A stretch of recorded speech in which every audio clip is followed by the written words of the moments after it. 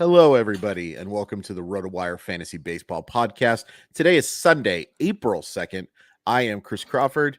I am joined today by my friend and my colleague, Ryan Boyer. Ryan, how was your first weekend of real baseball, my friend?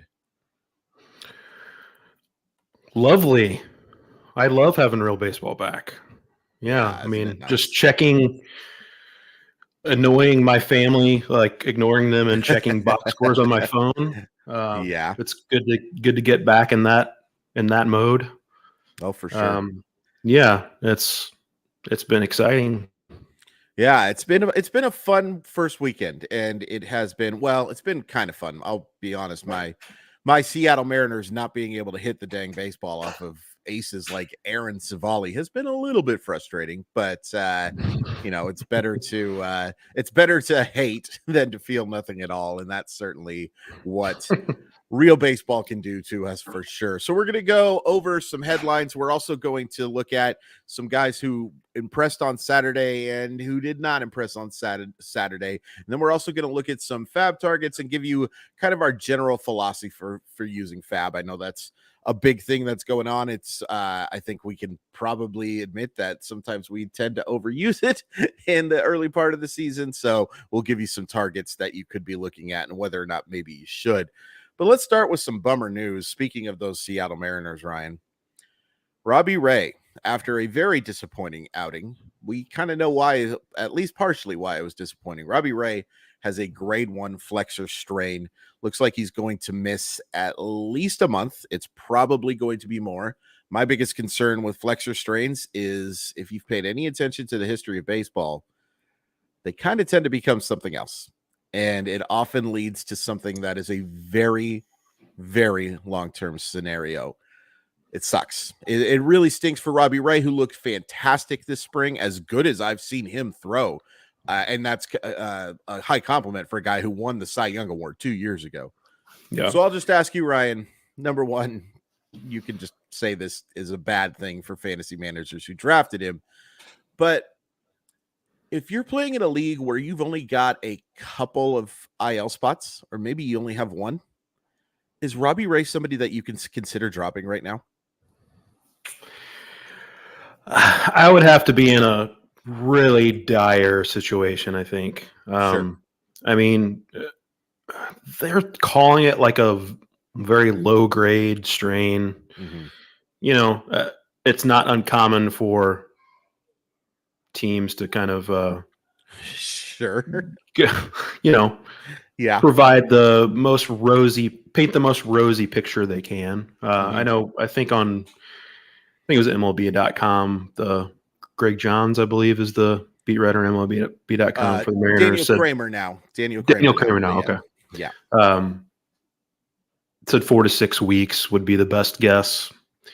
Yeah. So conservatively, probably a month. And as you mentioned, the flexor bone is connected to the ligament bone or whatever you want to say. Yeah. But it can lead to Tommy John. But it can also heal after some rest in a best case scenario. So, a league with no IL spots, that's super shallow, I guess, would maybe be the only scenario where I would consider it. Right. But I'd have to be in a pretty dire situation to cut Robbie Ray loose, especially as you mentioned, as good as he looked in spring training. He looked like the Cy Young version of Robbie Ray. Absolutely. I would just, to caution though, I would be looking to make additions and like significant additions if you drafted him to be your SP2, which I think is most people. Because I think the Mariners are going to be really cautious with this because they do have some starting pitching depth. We'll talk about a guy in the FAAB section. That is an excellent job of foreshadowing by your boy Chris Crawford here. But they are, I think, going to play things very slowly with him because of the depth that they have in the starting rotation.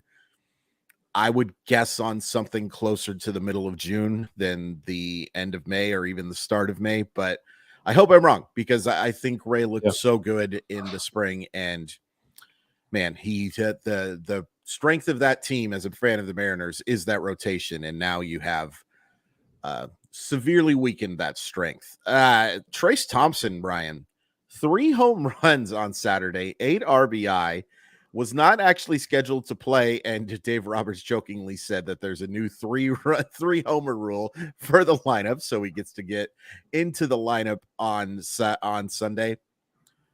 Pretty darn impressive, had a pretty solid spring, and he showed some flashes last year. Where are you on Trayce Thompson for the rest of 2023? Yeah, uno dos Trayce, huh? Hey. I mean, he's a guy who's always he's always been a super good athlete, but more athlete than baseball player. I think that's probably still the case. He was very productive with the Dodgers last year, but he also struck out a ton. That's kind of his MO. And he had actually reverse splits. But the plan this year is for him to play primarily against lefties. So doesn't really jive with what he did last year. But I think how many of his, I know he took the grand slam was off Bumgarner. And the third home run was off a righty. I can't remember I think the second two were both off righties, but yes. Yeah. He's a guy who can be, I think, somewhat useful in deeper formats. I think he's got legitimate power. He's got a little bit of speed. Maybe he's a guy who can take advantage of these. I mean, the stolen bases have been just crazy in these first few days, as we suspected they might be. But knowing the Dodgers, I know you mentioned that he's playing today with the 3 homer rule that Dave Roberts instituted. I still think the Dodgers are going to be realistic about it and stick to their plan to only play him primarily against lefties, using Outman in center against righties. So, deeper league, I think he's fine, but I think it's just a really good night for him. And good for Clay's brother. So, good for Clay's brother indeed. Although he went to Washington State, and as a Husky fan, I have always had a little bit of hatred. Hatred isn't the right word, but disdain, I guess, is the right way to put it. There you go. Yeah, I think he hit it. Drew and I talked about James Outman. We've both been really impressed with what he's done as well, and I think he's going to get a lot of playing time. We'll get into in a second, though, how maybe both of those guys could be in the lineup going forward. But real quick, I want to talk about another guy who had a monster game in Adam Duvall. And man, I feel bad for Ryan McKinnon. For those who missed drops a ball with 2 outs in the bottom of the 9th inning, which creates a scenario for Duvall to hit a walk-off homer. But it wasn't just a walk-off homer. He homered again, and he also had a triple in this game. Duvall has always been somebody that I've been more intrigued by than somebody that I really want on my fantasy roster, but he has a pretty clear path here to be someone who could be fantasy relevant. How much are you buying into Duvall? I kind of like him I'm not going to want to use him in a 3 outfielder league, I don't think, but I know drafts are over now, but he's a guy who at that point in your draft, there's not many guys who have the potential to hit 30 home runs. And if he stays healthy, I think there's a pretty good chance he's going to get there. I mean, his swing is pretty much tailor-made for Fenway Park. That's a great point. He pulls a ton of fly balls. I know the walk-off home run was kind of a line drive that just barely cleared the green monster, but he's going to be a full-time center fielder for the first time in his career at 34 years old, which is kind of weird, but he's always been a good corner defender, and has kind of dabbled in center field. I don't know how that's going to work out, but I mean, their other option, I guess, would be to put Enrique Hernandez back there. Jarren Duran, I think they might be viewing him as more of a corner outfielder at this point. His defense in center field's really bad. It's bad probably worse than Duvall's would be. Yeah. If Adalberto Mondesi comes back and maybe they work him in at short, they could put Hernandez back at center. But no, I think Duvall's got a pretty clear path to playing time, and as long as he stays healthy, he's gonna probably reach 30 home runs. He might hit 220, but he's going to give you those bombs. Yeah, just be prepared to take some hit on the average, and there'll be some weeks where you're really frustrated that you have him in, because if the ball doesn't go over the fence, he's not helping you a whole heck of a lot. We have a trio of third base injuries to talk about, and let's start with Luis Urias, who is was placed on the injured list, going to miss 6 to 8 weeks. I think this one's pretty simple, Ryan, but like, this is a player to me that is pretty easily droppable. He was kind of on the borderline for the rosterable. I don't know if rosterable is actually a word, but we're going to pretend it is today. You can probably cut bait with Urias, right? Yeah, I mean, if you don't have room on your with your IL spots, I think you can. That's fine. As you mentioned, he's pretty borderline as far as being rosterable goes. Yeah, when I type in rosterable on when I'm doing an article, it always flags it. But for the purposes of fantasy, hey, we need to add it to the lexicon. Amen. Anyway, yeah. So Urias, has shown flashes, but I think he's probably droppable if you don't have the IL space. If you play in a league with no IL spots, they're going to put Brian Anderson back at third base now. It seems to be the plan. Joey Weimer has been called up. We'll touch on him a little more later, but nice foreshadowing. Yeah, more foreshadowing. That's what we do here. That's what we do here. Yeah, I mean, look, I was a big fan of this dude as a prospect. I thought he was a guy who showed a 70+ hit tool. He's kind of he's turned into a different player than he was way as a prospect. Different player. Yeah, this is we kind of talked about like the Taylor Ward thing being a way different thing. It's a similar thing, but a little bit different in that he's more power over hit now, which is just crazy. Oh, by the way, another injury that I did want to talk about real quick, and we'll just go through this quickly because there's not a whole heck of a lot to talk about anymore, but disappointing. Madison Bumgarner sent back to Arizona to have his left arm checked out. He said he was dealing with forearm fatigue. Here's the thing with Madison Bumgarner. All due respect, great career. He shouldn't have been on your fantasy roster to begin with. He's just not a player but something to keep an eye on going forward. It also could open up some spots in that Arizona rotation for some interesting young arms. Brandon Pfaadt. Hello. Yeah, that is definitely somebody to keep an eye on. Very, very talented young man. And they've got some other, like Dre Jameson, I thought actually looked pretty good when he got his chance as well. He's somebody that I just actually drafted in a prospect mock draft with my buddy Chris Welsh. Definitely an arm that I like. But unfortunately, it's not about Bumgarner. It's something to keep an eye on with the other arms that could be replacing him. Boy, that's disappointing to say, because I mean, we were looking at Bumgarner as a potential Hall of Famer. I think there's no way that's happening now. As good as he was in the postseason, there's just no way. And unfortunately, I think he's just become a guy that is eating out a contract for the rest of his career. Maybe the rodeo stuff works out for him, and I hope he has a great life. But man, oh man, is he somebody that I think we can look back on and say, that's what happens when you're used a whole heck of a lot. Yeah, I was going to say that arm has shouldered a lot at a young age. For sure. He's still not that old, but like he's just got so much mileage on that arm. It's just, I mean, he's not going to come back from that. Yeah.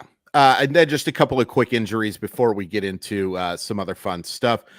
Anthony Rendon ran into, I believe the tarp is what happened, and it hurt his knee.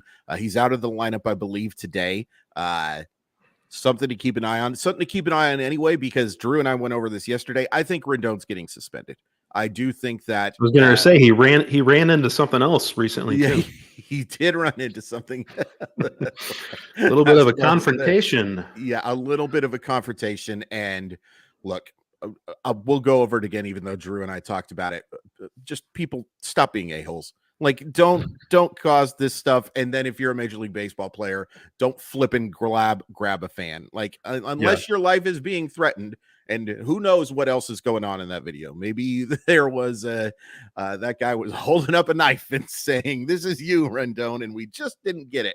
I don't think that's the case. But Yeah, I do think that nobody was the winner in that situation. They all, except for 100%. maybe Shohei Ohtani walking in the background because he's Yeah. can do no wrong. Yeah, there's nothing that dude can do wrong. That's 100% it.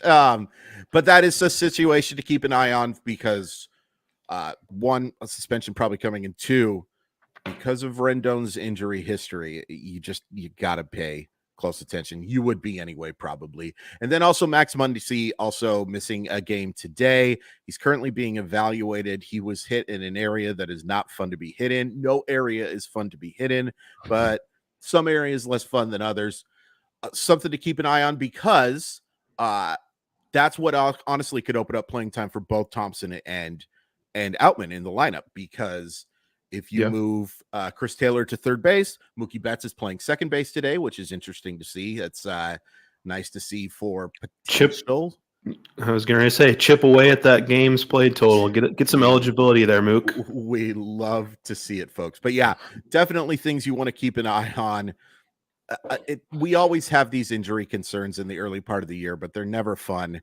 But I really wonder, like with Rendon, if it's going to be the question for me with Rendon is how long he's suspended and not if he is suspended, because after the malice in the palace, Ryan, I think that baseball everybody is going to be paying an awful lot of attention to the fallback of what would happen if you don't suspend somebody who's grabbing somebody in that situation. We're going to go into some players that really impressed on Saturday, some players who really did not impress on Saturday, including a team, and also our FAAB targets. But we're going to take a quick commercial break first. Baseball is back. Swing into the MLB season with Vivid Seats and score tickets to all of the hottest matchups and biggest games of the year. Every crack of the bat, every deep center fly, and every heart-pounding double play of your favorite team live and in person. Plus, with Vivid Seat Rewards, now you earn rewards with every single purchase. Each ticket you buy gets you closer to your reward. Just buy 10 tickets, then simply cash in your credit towards the 11th ticket purchase. It's that easy. Here's a pro reward tip. Buy tickets for your whole group, split the bill, and make progress towards your free 11th ticket even faster. From behind home plate to the upper deck, Vivid Seats has the great tickets for all the 2023 games that matter to you. Just visit vividseats.com or download the app today. Vivid Seats. Experience it live. See vividseats.com/rewards for terms and conditions. All right, so let's look at something that we're going to probably be doing through this very long and enjoyable 2023 season, Ryan. Let's look at 3 up from Saturday and 3 down, and let's start positive since we started on a negative note with the Robbie Ray news. Austin Hayes had as good as Adam Duvall was. Austin Hayes was just as good. Came within a triple of hitting for the cycle, went 5 for 5, 2 doubles. He probably could have tried for that cycle, but I don't blame him for not attempting that. Cycle is one of those weird achievements where it's like, yeah, but if you hit 2 homers, it's better than hitting it for it can get weird to me, but it's a cool thing, but comes up just a little bit short. But looked really good this spring, Ryan, and off to a nice start, obviously, with that big game. Where do you sit on Austin Hayes for 2023? He's more of a 5 outfielder league guy for me, I think. That's fair. It's hard with the new dimensions at Camden Yards, man. Those right-handed batters, like you can't expect a ton in the power department, and Austin Hayes doesn't really bring a ton else. I mean, he can run a little bit. He's not a complete drain in batting average. Counting stats might be decent. He's a guy that if you're in a deeper league where the most important thing up high on the list is assurance of playing time and volume. Right. He's a guy to roster, I think, but I don't think there's a ton of upside there. I would probably still leave him on the waiver wire in 3 outfielder leagues. Yeah, I'm kind of torn on this one. I think he's somebody who, to me, is probably closer to a 4th outfielder. So, somebody to roster, but maybe have on your bench. Certainly a nice thing to have as, insurance, because goodness knows, we just went over it. There are going to be injuries. he was pretty bad last year. Like he ranked in near the bottom third in a bunch of categories that you're looking for. It's also not a great defensive player, which, and here's the thing too, is he's going to get a lot of playing time now, but if he gets off to a poor start, there are guys like Colton Cowser and some other options. Orioles got a lot of guys coming. They do, man. There is a lot of young stuff that is really impressive in that Baltimore group. By the way, interesting to see another injury that I probably should have talked about. Jorge Mateo got a scratch on his finger, is out. He was throwing before the game, so it kind of sounds like this was more precautionary, and he might have had the day off anyway. But Gunnar Henderson playing shortstop, we like to see that because we would love to have Gunnar Henderson eligible at both positions again in 2024. But that's a group that is just going to if Colton Cowser is ready, unless Austin Hayes is crushing the baseball, they're not going to keep Austin Hayes from doing that. You know what I mean? He's a very important part of their roster. So I like Hayes.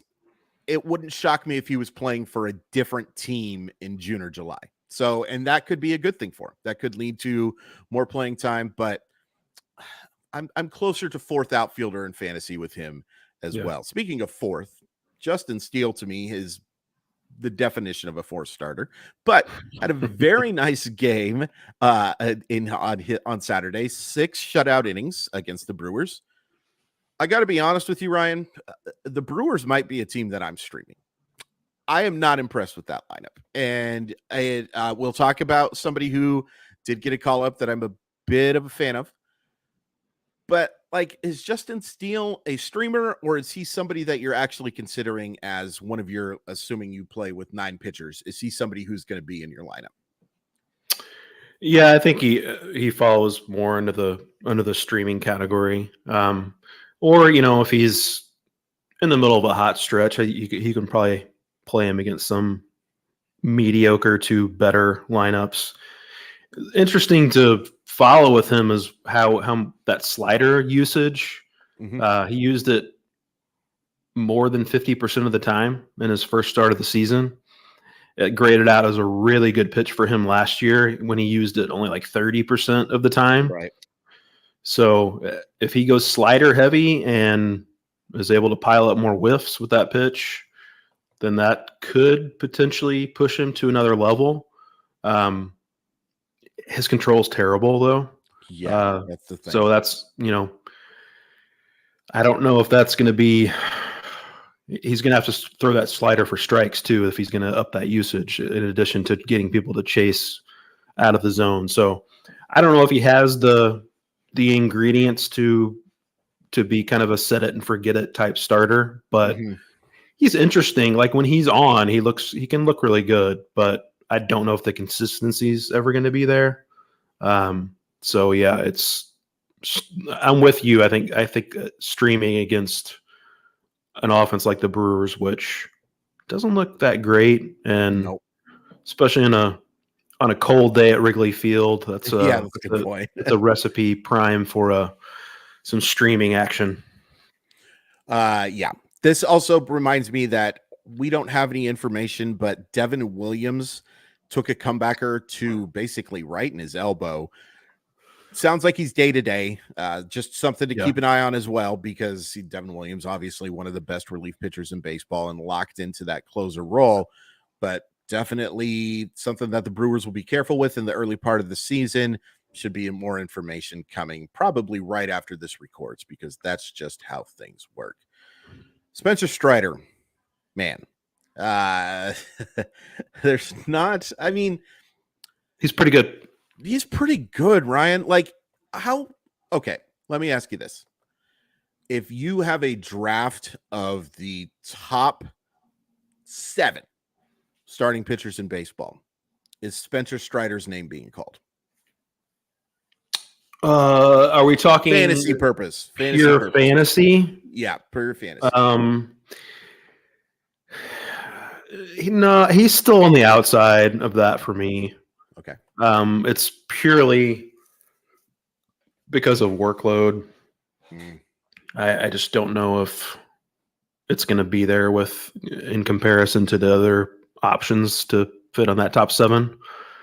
I mean, he proved last year that he can still get a ton of strikeouts without that workload. Just a historically awesome season. I also still worry a little bit about the fact that he only throws 2 pitches. I mean, it's possible he can continue to make that work, but he's going to have to be he can't afford any drop in quality of stuff at all to continue to make it work at the level he's making it work. I mean, it's within the realm of possibility that he's the number 1 fantasy starter this season. There's no question, I think. But just as far as, safety goes, he's a little outside that range for me. What do you think? Yeah, I'm probably saying the same, but I would say not far outside, like top 10 for sure, because like this guy's swing and miss stuff. Again, you make a great point that it's only the 2 pitches. It's so palpable, and it's beyond palpable. Like you saw the numbers that he put up last year, and it is worth pointing out that he faced an absolute garbage lineup yesterday in the Washington Nationals, but 6 innings, 3 hits, 9 strikeouts, did have the 3 walks, and that might be part of it too. Like not the greatest command, is willing to he's kind of like it's funny to say this, a couple of years ago, the Ian Anderson package, where he isn't afraid of the walk because he knows he can make that quality pitch to get out of that inning. There's some Dylan Cease to it a little bit, I guess, too. I guess my one thing with Strider right now, is like how much with these injuries, Max Fried going on the injured list to be determined when that'll happen. Like they maybe have to rely on Strider more than they thought they had to. Like there is still some depth, and there's guys like Mike Soroka and Ian Anderson and some other arms that are intriguing there. But he's pretty clearly the ace of that staff while Fried is away. And this division is tough. That is a tough division. Maybe Strider has to be relied on a little bit more. Now that can be dangerous, and goodness knows we know that Atlanta could be a good thing or a bad thing. It's hard to say. It's very hard to say. So that long term too, there could be some ramifications there. But man, was he impressive? Who wasn't impressive? Oh, go ahead. I was just going to say I chuckled a little there because when you brought up Dylan Cease, because I was going to ask the much more important question. Do you take Strider's mustache or Cease's mustache? I'll go Strider. It's just a little bit more complete to me. Cease's is good. I would agree, but this is not an ad read for the new Super Mario Brothers movie. By the way, I just saw somebody who had a very funny tweet that some critics are complaining about depth in the Super Mario Brothers movie, and that just made me laugh so hard. Those guys were good. You know who wasn't very good? Chris Sale. 3 innings, 7 runs, 3 homers. Now, I did have 6 strikeouts, 2 walks. This was not great. And look, it was just one start. But how concerned are you after that one start? Because, look, Baltimore has an interesting lineup for sure. But this was not good, Ryan. This was not good whatsoever. I'm not hitting the panic button yet. Like you mentioned, he did get the strikeouts. He also had like 13 swinging strikes. Nice to see. Like in that called strikes plus whiffs rate from yesterday's games, I saw he ranked like 8th or something like that among starters, which is pretty solid. The velocity was fine. He sat like a little over 94, maxed out a little over 97. So, it was really bad. The line was really bad. There's no getting around that. And I wouldn't blame you if given what's gone on the last couple of years, you're not giving Chris Sale the benefit of the doubt at this point. Sure. Fair. But as we talked about, you and I, a couple podcasts ago, I'm very much in on the Chris Sale bandwagon, bounce back bandwagon this year. So I don't know. I think as long as he stays healthy, knock on, I got a glass table here, but I think he's going to be fine as long as he stays off the IL. Yeah. I just think that this is an example, though, of there can be some blowout starts with this guy. Like if you're expecting him to be a set it and forget it 1 or 2, I'm not so sure. I will say that I don't think he's in danger of falling into the Bumgarner territory yet, though. No, he is not in the Bumgarner character. He might be in terms of his cheerish demeanor, very Madison Bumgarner. His surly disposition. He was not very happy. He said it was the most embarrassed that he's ever been on the mound. I joked that it's certainly not the most embarrassed he should be in the clubhouse. But there's no question about the fact that the swing and miss stuff was still there. His command was just wretched, and it's early. So yeah, I'm still holding on to Chris Sale, obviously, but I can't be too concerned, even though there's no doubt about it. He was not particularly impressive in that outing. The Phillies pitching was also not impressive, and I think this is a real worry for them. And if there's the opposite of streaming, like I might want my hitters facing off against Philadelphia pitchers right now, Ryan. Yeah, I mean, they had both Nola and Wheeler just kind of got I haven't seen what's gone on today. Has their game started yet? I haven't. No, they're the late night game today. It's the Sunday night game. Yeah. Well, they need a little time to lick their wounds, so that's might be a good thing that they have the late game tonight. We see this from Aaron Nola at times. He's a guy who can deliver these kinds of starts, and then he'll reel off like 10 in a row where he just looks amazing. Sure. I'm not worried about him. I'm not worried about Wheeler either. His velo was fine. He looked good in the spring. I'm not really worried about anyone in particular on the Phillies pitching staff. I will say, though, that it was pretty discouraging to see Sir Anthony Dominguez just get hammered. Yeah. He didn't record an out, gave up 6 runs. I think maybe 3 or 4 of them earned, but especially for those who are hoping, I think most of us think that Craig Kimbrell's probably at the top of that heap for saves initially. But Sir Anthony Dominguez is, I think, pretty unquestionably the best arm in that bullpen. So if you're 100% agree, if you're wanting him to quickly usurp Kimbrell, that's not a good start. Although I will mention Kimbrell was also bad, just not as bad. Correct.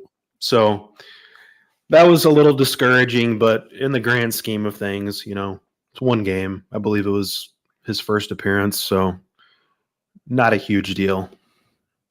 Yeah. I mean, look, I'm a big fan of Sir Anthony Dominguez. Mentioned him as one of my sleepers during our save category conversation.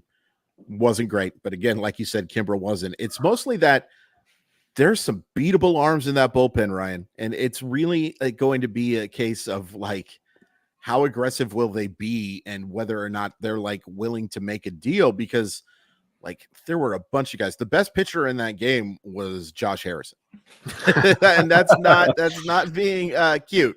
Josh Harrison was the most successful pitcher in that baseball game, but it's definitely something at least. But like you said, good for the Texas lineup too. By the way, real quick, Mitch Garver, real nice game as well. Is Mitch Garver at least worth some roster consideration?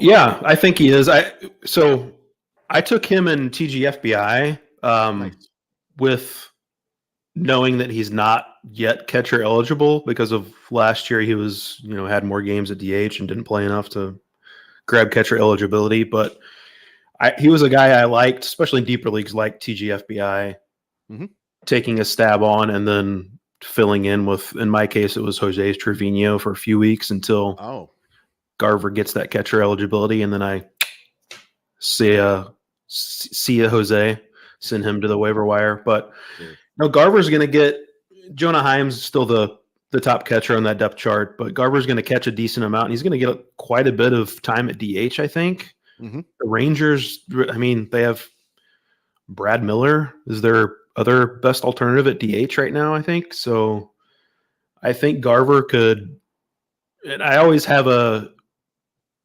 fascination and like for guys who are qualified catcher who don't play catcher predominantly. So if he gets a ton of time at designated hitter, he gets it off of his legs and he, is able to provide that power that he has in the past. I think he could be a sneaky kind of catcher too. Got an interesting question in the chat I wanted to run by you real quick, Ryan. Sure. Trayce Thompson, Gio Urshela, or Urickson Profar head-to-head category league. Which of those three are you going with? I'm going with Profar. Me That too. that Coors bump. I think Profar is ultimately a pretty underwhelming player as far as skill set goes, which is a bummer given, the prospect pedigree from 10 years ago or whatever it is now. But right. Yeah, I think especially if he gets, I saw he was in today's lineup. I did not see if he is hitting leadoff. I don't know if he is sitting at the top of the lineup. He is hitting leadoff. So, okay. So yeah, we heard that he might do that. Yeah, I think he's a pretty clear number one for me out of those three. Gio Urshela is getting some time at shortstop. And he's, as you mentioned, kind of the contingency plan for Anthony Rendon at third base as well. So he could wind up with a decent amount of playing time, but just not a very interesting bat there. Trayce Thompson, we already mentioned, has some skills, but strikes out a ton, and the playing time is maybe going to be predominantly against lefties. So maybe you want to sit Profar if you can on the road, but I think especially for that Coors bump, he's number one of those three for me. Yeah, I would definitely agree. I thought that was an interesting one. Really appreciate the question there. Finally, on our 3 down, not an impressive debut from Shintaro Fujinami. Basically got destroyed. Gave up 8 runs. Command was really bad. Did show a highlight pitch with a 95 mile per hour splitter, but really unimpressive debut. Are you, let's say you started him, are you keeping him in the lineup for his next outing?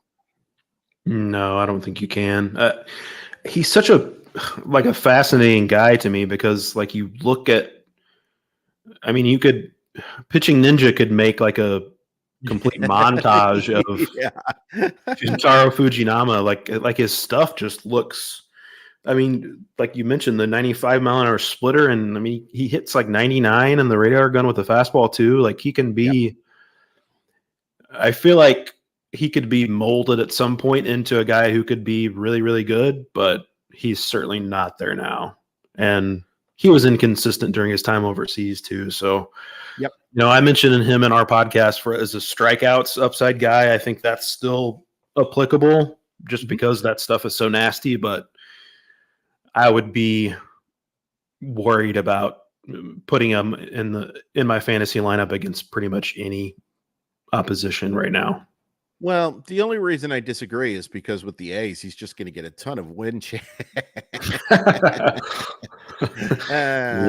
Man. Yeah. Look, I think Fujinami has the stuff to someday be a dominant relief pitcher, but his command's just too bad for him to be a starter. Unless he makes drastic changes, he's not going to throw enough strikes to be a starter. And it's not just strikes, it's quality strikes. And you can show me all the fancy pitch stuff that you want. I almost said a bad word there, by the way, Ryan. You can show me all the fancy stuff that you want.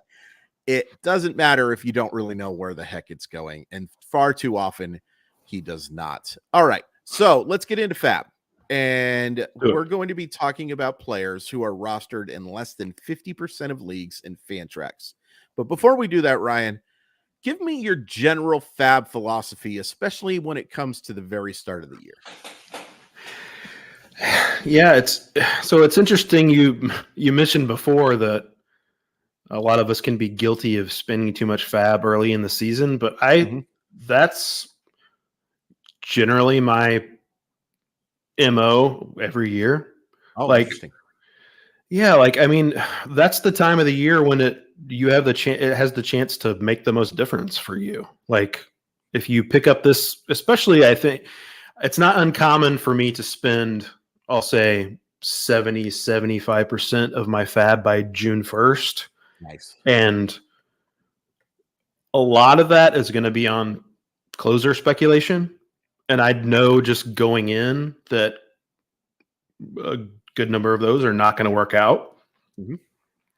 But, if you get, say, David Robertson, for example, who I actually, by the way, speaking of TGFBI, I got him for 211 in TGFBI. Nice. The next closest bid was 208. So I I felt pretty good about that one. Do you know who the $208 bid was, by the way? No, I don't know how to check that, or if you can, but sometimes you can in like Yahoo stuff, but I'm not sure if NFBC no, I'm is. not. I was just curious if it was an industry guy or not. Yeah. But yeah, like that's Edwin Diaz is done for the season. David Robertson could be a pretty solid closer for a really good team and could get 30 plus saves. Like, if you want to use 20-30% of your budget, I think that's what you should do. Yeah. You can have a different philosophy. A lot of people like to hoard their FAAB dollars and wait for the big thing, the prospect promotions, the breakouts. But I feel you're also not going to have as much competition. I feel like that at that point in the season, so you don't always need all of those FAAB dollars. So I'm in favor of burning my FAAB early, even though I know going in that I'm going to make some bad buys, and that's fine. And that's another thing too, by the way.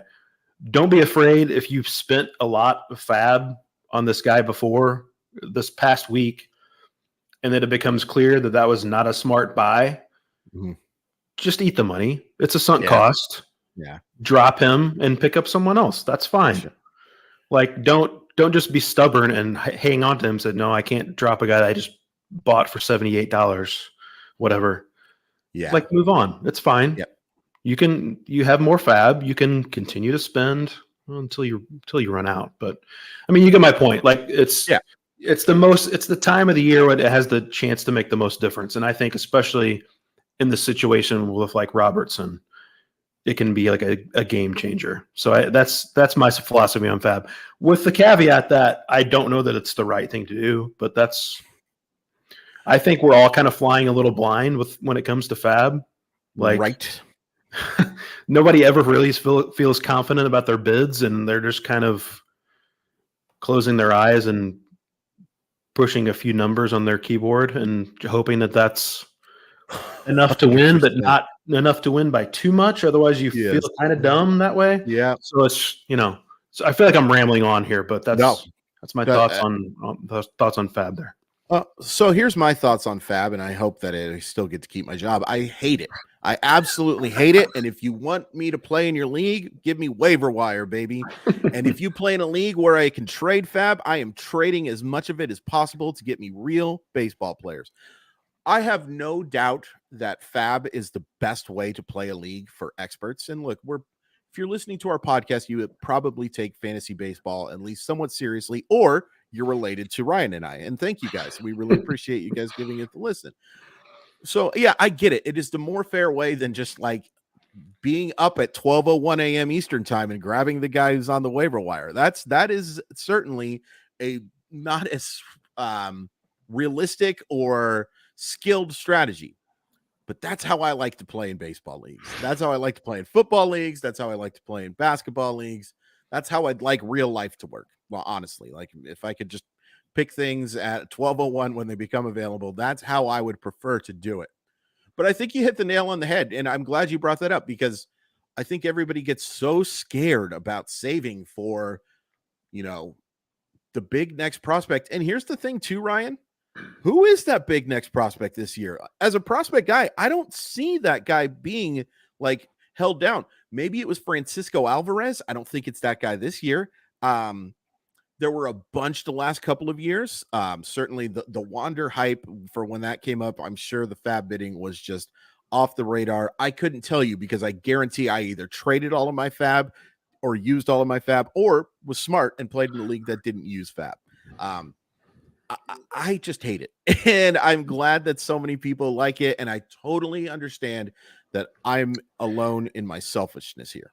Yeah, I think that's an interesting point about the prospect thing, like anticipating like who could be. I think the best chance for that is if a guy like Ellie De La Cruz like just goes wild, and because we're not necessarily expecting him to get a ton of playing time, I think, in 2023, but if he just shows that he's ready. I mean, his fantasy ceiling is massive. Right. Jackson Churia would be another guy. If, sure. He's really young. That seems like 2024 for sure. Andrew Painter, I guess it would be interesting if he got the call up, but for a pitcher, are you really going to be blowing like a half pitcher of your with FAAB? a partial UCL tear right now? Absolutely. I will say this. The one guy that I would be like, this is interesting, would be Jordan Lawler. I still think he's probably closer to 2024, but just because Arizona's been so aggressive and his skill set is so good, that would be the one guy that I'm kind of like saving for. But this is not like the past. This is not more guys like Julio Rodriguez and Jordan Walker are going to make rosters to start the year because of the new rules. And that's great. But it also makes, I think, hoarding FAAB even a more silly decision, because if you can go get that closer right now, if you can go get that guy who looks like he's going to be the big time replacement, I think that's a very, very wise decision. So let's look at some guys, Ryan, and we're just going to run through this and you tell me just how aggressive you're being. Let's start with Reynaldo Lopez. Looks like he's going to be getting some chances for saves with the White Sox. How aggressive should you be with FAAB on bidding on Reynaldo Lopez? Pretty aggressive, and I should note that I think he's actually on Fantrax.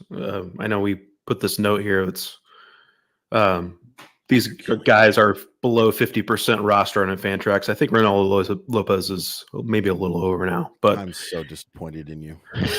So I'm fudging a little bit here, but so that's going to do it for us. This is great. There's just really no point in going with the show. Yeah, continue on, my friend. Yeah, so I think he was the guy I was hoping to target out of the White Sox bullpen for saves at the beginning of the season. I actually dropped him in one league where I had a chance to pick up David Robertson because I thought he was the better chance for saves. And now that very good news regarding Liam Hendricks, by the way, it looks like he might be back sooner than anticipated. So we're all rooting for Liam, one of the good guys in the game, and also awesome closer. So pretty aggressive. I think of the closers on this list that we're going to talk about, and Lopez would be the guy I would be most aggressive for. We talked about being not sure about FAAB, like how much you should be spending, and you don't really know sure. It varies from league to league too. You just don't really know. So when I get these questions, and I'm sure you get a bunch of these questions too, Chris, like how much of my budget should I spend on this guy? And I answer the question because I'm not rude, but I just want to say I have no idea. I don't. It depends from league to league, and you don't. There's different rules for different leagues, but I'll just say this: I would be the most aggressive for him out of the relievers we're going to be talking about. Okay, so that we're going to segue perfectly into this because the next four guys on our list are all relievers. So I'm going to have you order these guys, Ryan.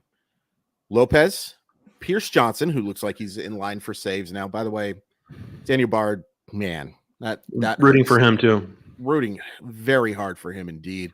Andrew Chafin and Aroldis Chapman, who have major issues with the human being, Aroldis Chapman, but I'm not going to lie to you, he looked fantastic yesterday. Like struck out the side, not against the greatest lineup in the entire world, but he kind of reminded me of that old Aroldis Chapman.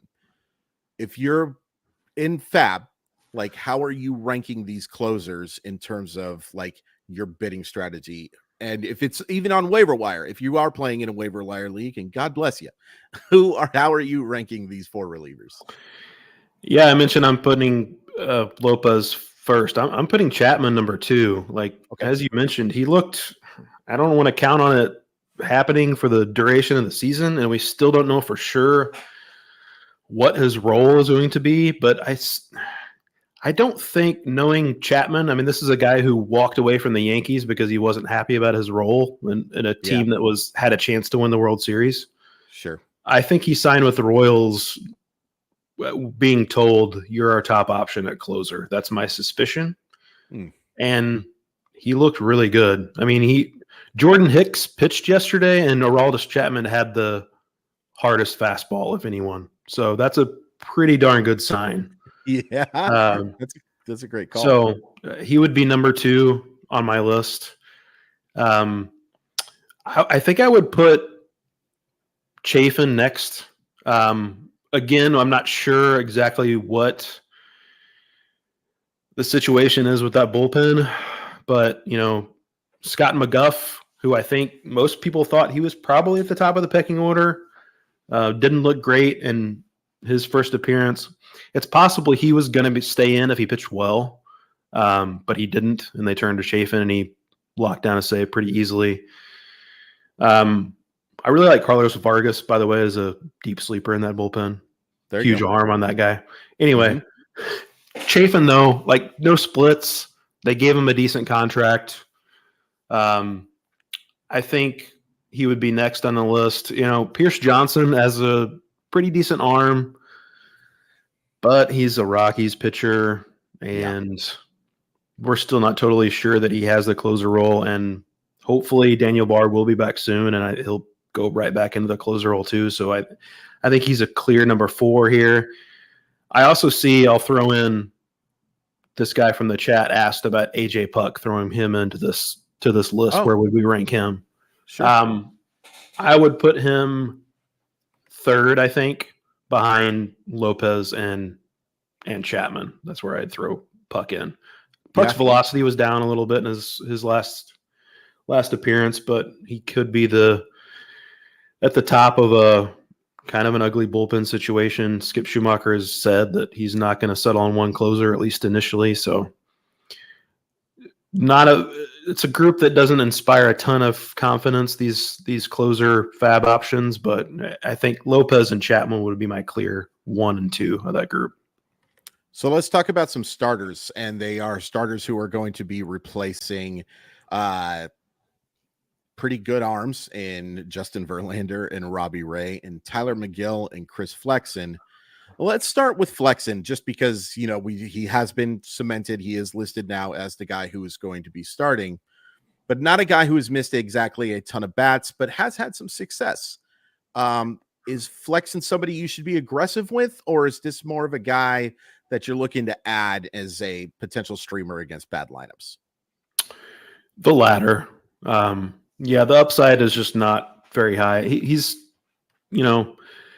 stretched out now, I guess, so he should be able to have a decent workload while he's filling in for Robbie Ray. As you mentioned, the Mariners have not been swinging the bats early on in the season, so maybe wins could be hard to come by. But sure. Yeah, he's a streamer with more of a floor play than a ceiling play, certainly. But favorable matchups, I'm fine with throwing him in there. And I will say this, and I've talked to some folks that suggest that this is not totally cuckoo banana pants.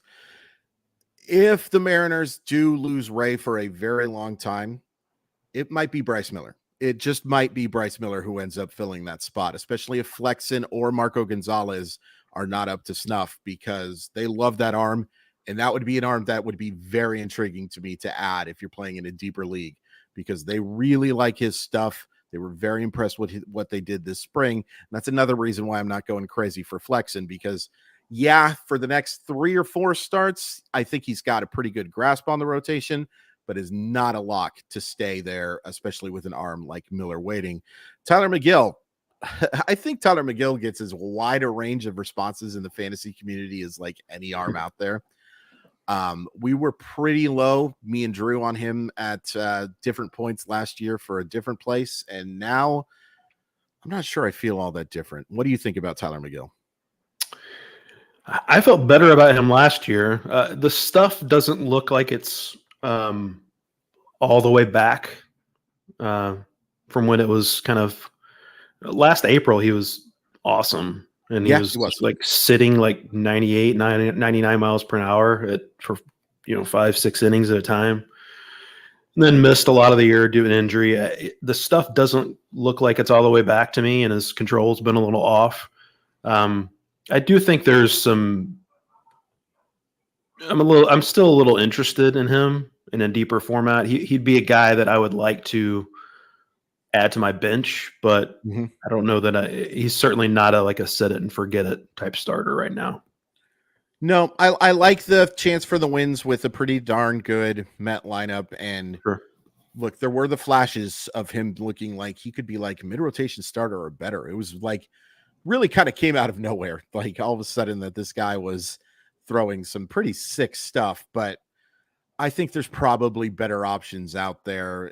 NL only league for sure, a guy that I'm considering, but not my favorite option going forward. I'm a big fan of this guy though, Ryan, and we'll close on these last two names. One that I've been excited to talk about. One thought I was going to be excited to talk about a couple of years ago, and now might be something. That's way too long of a tease, Chris. Joey Waiver is up in the major leagues.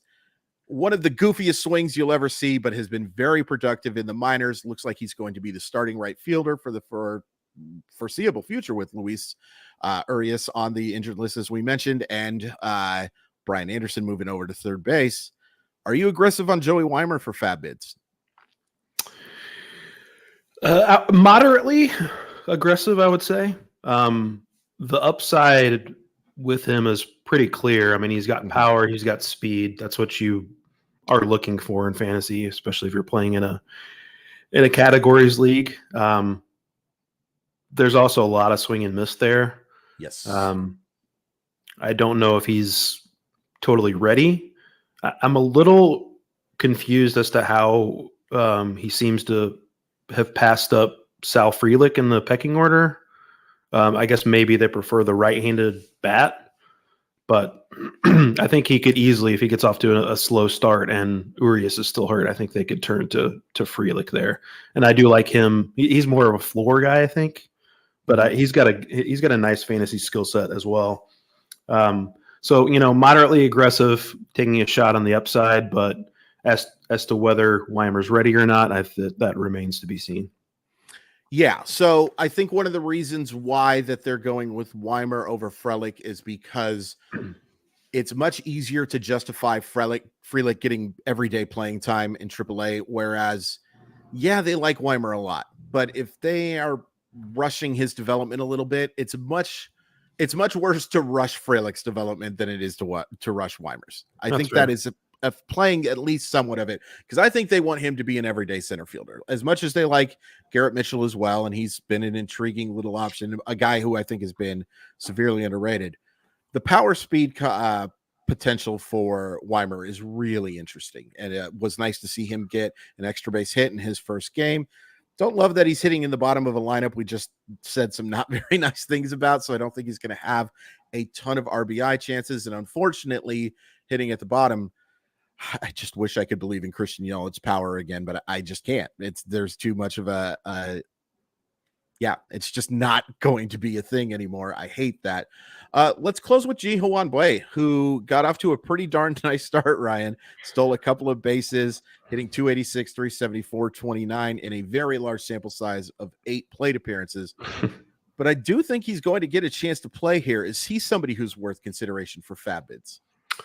Yeah, I think so. Like the stolen base potential is legitimate. I mean, he's a guy who I was at least going into the spring, and you heard some chatter kind of halfway through the spring. I feel like I thought Rodolfo Castro was going to be the opening day second baseman for the Pirates at one point, but